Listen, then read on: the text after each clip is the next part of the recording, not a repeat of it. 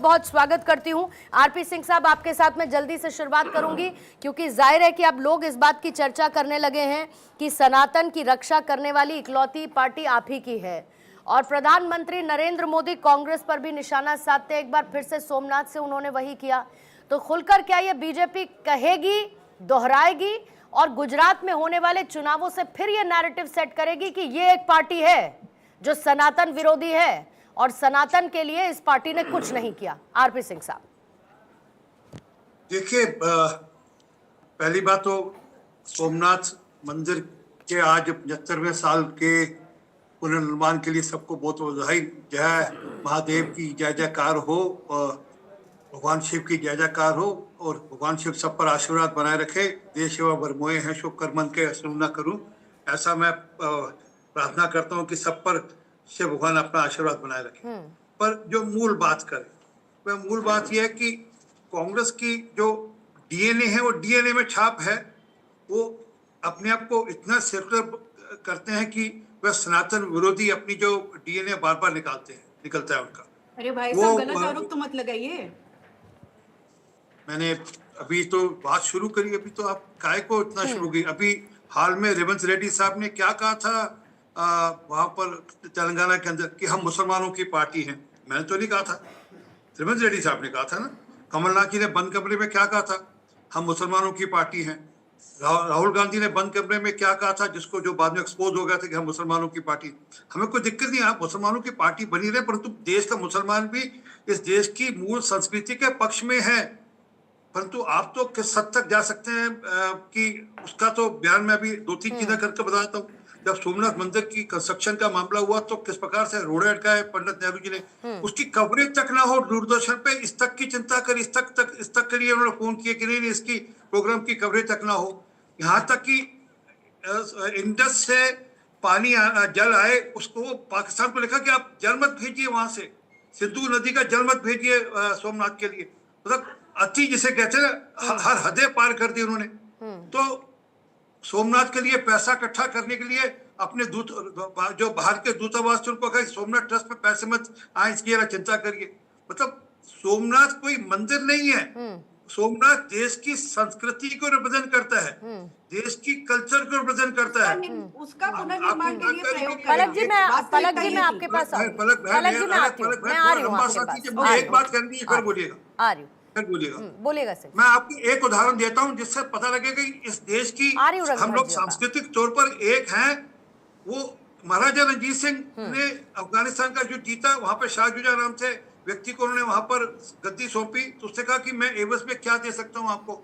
लेने को तो बड़ा कुछ मांग सकते थे, नहीं बोले सोमनाथ के दरवाजे चाहिए, सोमनाथ के दरवाजे चाहिए, लेकर आए।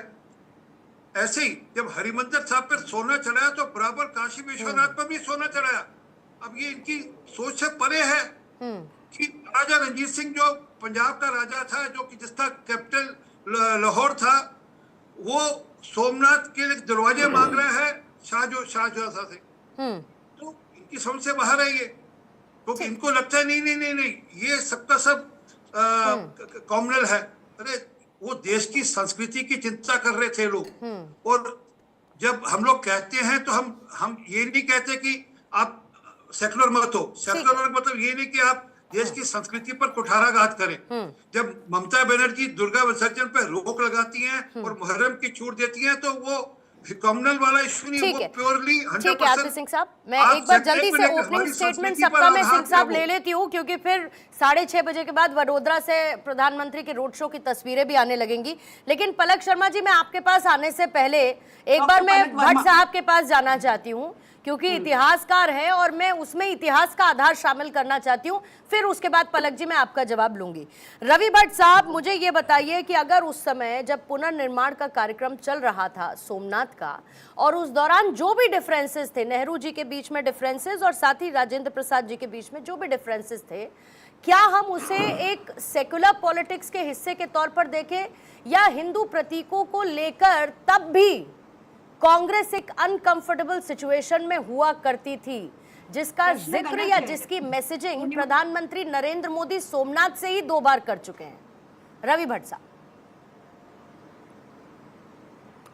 देखिए, यहां पर मैं आपको पहली बात तो ये बता दूं कि जब आप कभी भी बात होती है सोमनाथ मंदिर की, तो सोमनाथ मंदिर का आप इतिहास देख लीजिए वहां से, और जहां तक कि इसको रिकंस्ट्रक्शन कराया गया दोबारा।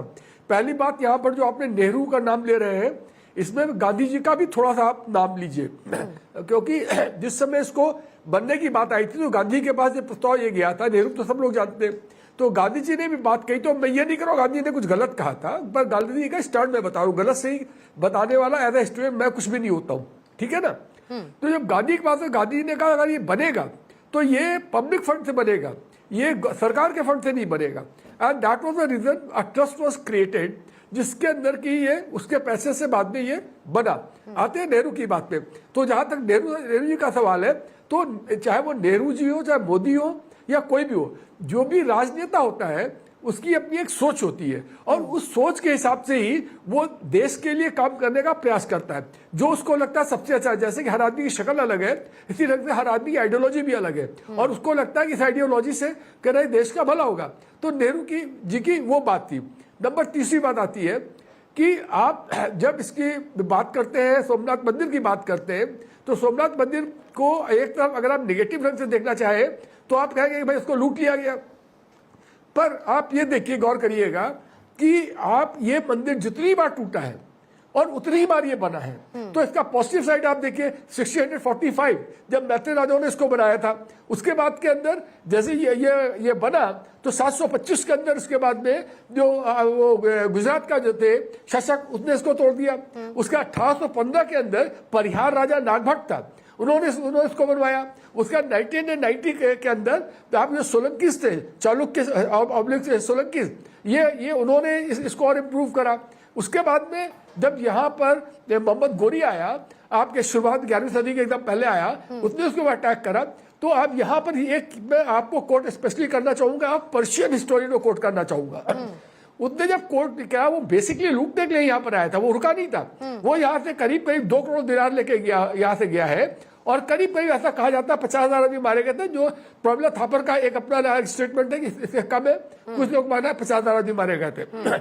सवाल इस बात का होता है कि जब वो यहाँ पर लूटने के लिए आया, लेकिन उसने करा क्या, आप ये देखिए, जो उसने मूर्तियां तोड़ी और मंदिर का सामान उठा के लेकर अफगानिस्तान चला गया, तो उसको क्या था कि वो धर्म का सहारा लेके इस्लामिक वर्ल्ड के अंदर जो अपनी लूट को जस्टिफाई कर रहा था। अगर ये कहे कि मैं लूटने के लिए आ रहा हूं, लूटा और चलेगा, तो उसकी इस्लामिक वर्ल्ड में बदनामी होती ना।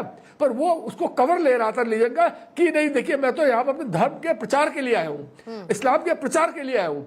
तो ये कवर जो उसने लिया है, ये ज्यादातर जो आपके रूलर्स होते हैं वो रिलीजन को का सहारा लेके अपने एक्ट को जस्टिफाई करते हैं।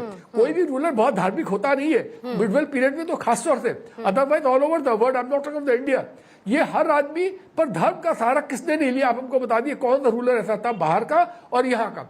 अब हम आते हैं यहाँ पर, इसके बाद में यही पर ये जो था, ये अलाउद्दीन खिलजी ने 1299 के आसपास यहाँ पर अपने आदमी भेज के यहाँ पर इसको खाली लूटा ही नहीं, इसकी जो मूर्ति थी उसको लेके दिल्ली आए, और दिल्ली में उसको ऐसी जगह पे लगाया जिसमें कि मुस्लिम उसके ऊपर चल सके। तो व्हाट वाज द आइडिया, उसको कुछ पैसे थोड़ी ना मिल रहे थे, लेकिन to demolish Indians and to mobilise the Muslim population in his favour, that was the reason. उसके करीब 100 साल के बाद में, रफली 1395 के आसपास की बात है।